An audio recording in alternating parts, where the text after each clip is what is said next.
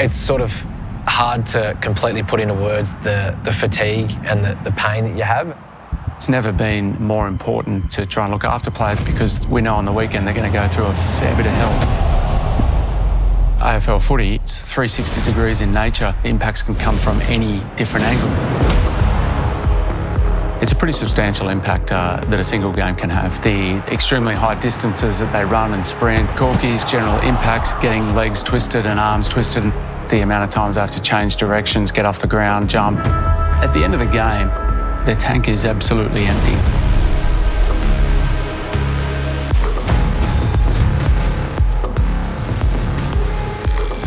The goal of recovery is to repair the body from the previous exposure or damage. You lose so much weight and so much energy and fluids through the game, so whether it be chocolate milks, pizzas, just food that has just a lot of stuff in it. Straight after the game, it's really nutrition, ice baths and sleep. Player recovery generally encompasses the physical aspects of recovery, so repairing depleted energy systems, inflammation, damaged muscle. One of the ways in which we try and reduce that inflammation is through exposing the players to cold. So unfortunately for players, we put them in an ice bath or a cold bath to try and get a temporary reduction of that inflammation. I like the feeling of an ice bath because you can feel the freezing of your legs and it feels like it's doing something.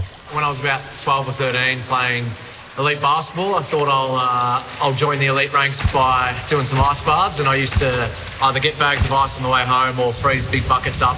Without them, I just feel like I'm stiff and sore for an extra 2 or 3 days versus doing the ice bath early, getting that out the way, and then knowing that I'm ready to go for training and game day.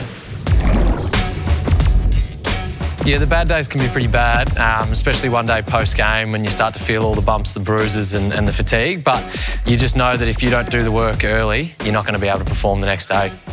Typical week for a footballer. After a game, you're all about recovery the first few days. So Sunday, Monday, you do a little flush run, have a jog around, and then that's all prepping you for Wednesday main training, which is where you try to refine your craft and get ready for game day, and then play your game and rinse and repeat. So we're in the players' gym. Players are normally in here 3 or 4 times a week, both in season and pre-season, where they're working on their strength, their power, their athletic development. In my position, playing on a lot of taller guys and stronger guys, I've got to make sure that I'm staying strong both in upper body to be able to push off them, but legs to be able to explode. I'm playing undersized a lot of weeks, so I have to find a way to win those contests. To excel in footy, you have to be a pretty well-rounded athlete. You need to have power to be able to burst out of a pack or jump up and take a mark. You need speed for a defender if the ball gets out the back and you don't want your guy kicking a goal, you've got to chase him down and tackle him. What a chase by Dune! You need vertical leap to reach the ball at its highest point to make sure your forward doesn't do that. You need endurance to be able to consistently run, consistently go at it. It makes our game unique and beautiful because you sort of have to have a good blend. Great grab, Dune! Some of the key points for me that I give to the players are don't just concentrate on the 4 or 5 hours that you're here. Make sure that you live the life of an athlete when you're at home as well. Also, when it is time to enjoy yourself, really enjoy yourself. One of the biggest changes in my time, and I've been around a while, is the technology involved in all aspects of what we do. Some of the science that's come out in the last 20 years has meant that we have a whole lot more tools in the tool shed.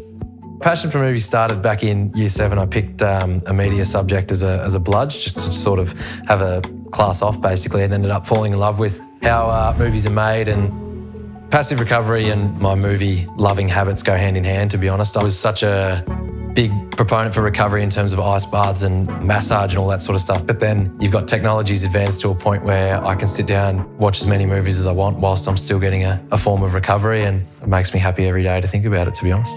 I think one of the arts of what we do rather than the science is working with players individually to find out what works for them. There's no point me forcing a player to get into an ice bath if they absolutely hate it. What we want to do is not give players an easy out, is give them a range of options and let them help us choose what works best for them.